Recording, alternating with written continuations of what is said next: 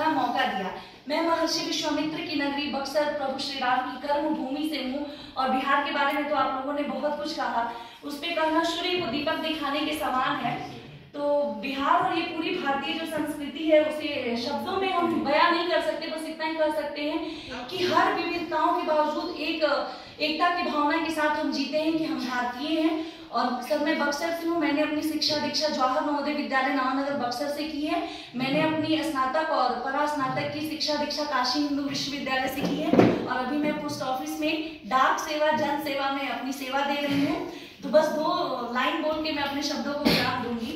झूमे पे डाली जहाँ नाचे धान बाली, झूमे पे डाली जहाँ नाचे धान बाली, आवे खुशहाली जहाँ देखी हरियाली, इत हटे पूरा देशवा के शान, इहे हटे हमरो बिहार भारत के, यही हटे हमरो बिहार, हटे हमरो बिहार देश के, हटे हमरो बिहार।